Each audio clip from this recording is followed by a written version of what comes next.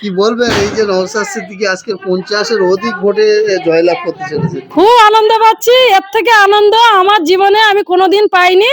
একটা পীরের আওলাদ, আমি আমার হাত ধরে বাঁচতে চাই। নওশাদ সিদ্দিকী এমন একটা মানুষ যে আমি খুব খুশি হয়েছি যে উনি জিতে। এই শওকত মোল্লা বলেছিল যে কুকুর পুষবে যদি আমি হেরে যাই। তো সে কুকুর পুষতেই হবে, উনি তো বলেছে, আমরা তো আর বলিনি। ধরে ধরে দিয়ে আইবো বাড়িতে। আমরা তো বলিনি যে কুকুর পুষবে, উনি তো বলেছিল যে কুকুর পুষতে, আমার নামে কুকুর পুষবে আমি যদি হেরে যাই। কিন্তু আমি ওনার সম্মান করি, কুকুর পোষে যারা পোষে তারা পুষবে, কিন্তু আমি পুষবো না, এটুকু বলতে পারি। নওশাদ সিদ্দিকীর নীতি আদর্শ মেনে আমরা চলবো। এটুকু গ্রামে যে রাকেশ মোল্লা বলে যে ছেলেটা সামান্য বুথের মেম্বার, আর আমার স্বামী কোথায় সমিতির মেম্বার, কিন্তু আমার স্বামীর উপরে বারবার অ্যাটাক করে বড় একটা নেতা হতে চাইছিল। শওকত মোল্লা বারবার বলেছিল যে ওকে যদি অ্যাটাক করতে পারিস তোর ভালো পোস্টিং করতে হবে, কিন্তু ওর এমন একটা মুখে ঘামা ঘষে দিল, সেটা তো দিলই না, প্লাস ওকে তো খেলিয়ে নিল। আর বারবার আমার গ্রামে যে ওই শওকত মোল্লাকে আনছে ওহিদুল ইসলামকে হেনস্থা করার জন্য, কিন্তু সেটা আল্লাহর তরফ থেকে বিচার দেখিয়ে দিল। আর রাকেশ মোল্লাকে বলতে চাই, গ্রামকে শান্ত করো, আমরাও চাই গ্রামকে শান্ত রাখবো। তোমরা মনে করো না যে ওই শওকত তোমাকে বাঁচাবে, এই গ্রামকেই বাঁচাবে, এটা মাথায় রাখো।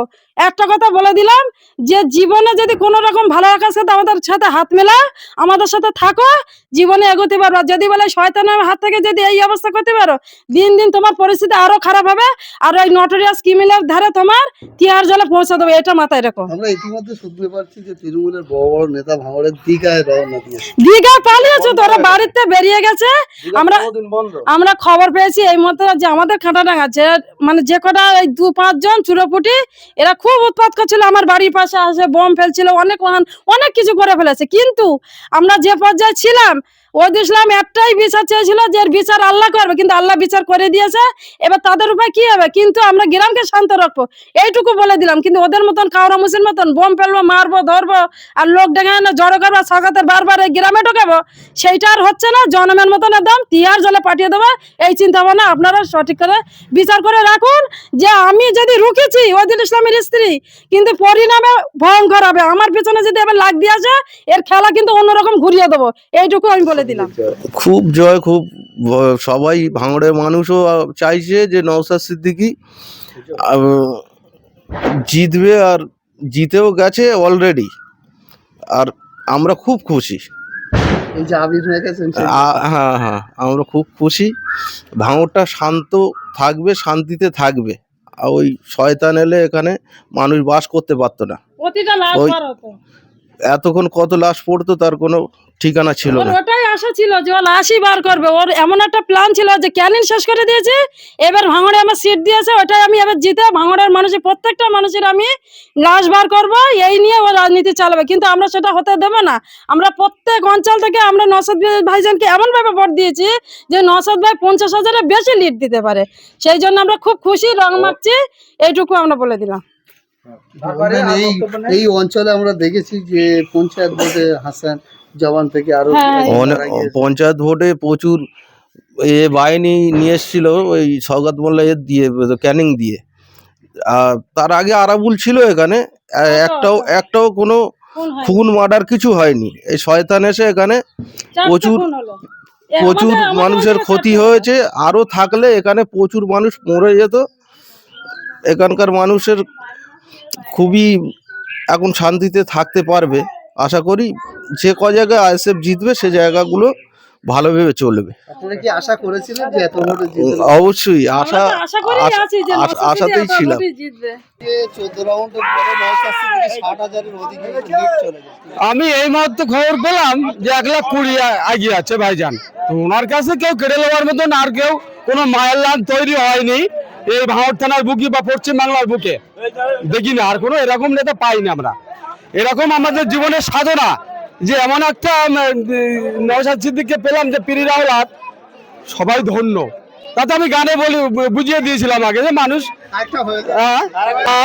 বাসী ধন্য, ভাইজানকে পাঠাবো না মান্য, সৌগাত সামান্য। আরে ঝাড় মধ্যে টেনে লচে, সত্য কথা বলায় সবাই সনন্য, ভাইজানকে পেয়ে আমরা ধন্য।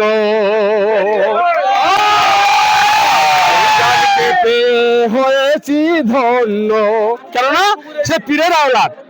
এমন একটা ব্যক্তিকে পেলাম যে সত্যি গর্ব করলাম, আমরা সারা পশ্চিমবাংলা গর্বিত। তাই আমরা ভাইজানকে পেয়ে ধন্য। গরিব দুঃখের কথা বলবে ওই সামান্য, যাবে ভাইজান ওই নমান্য।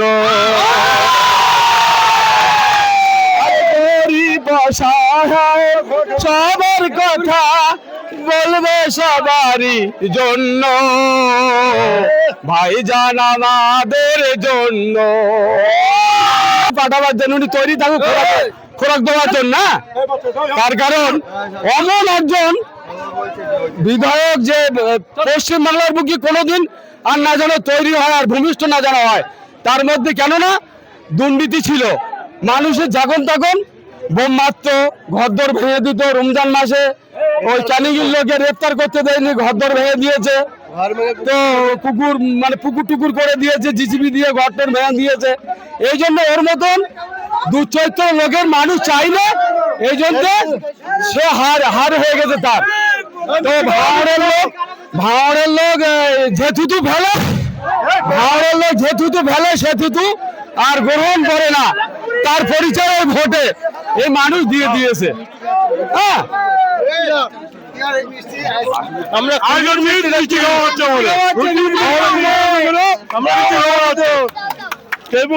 ভারত থেকে দূরে দাও।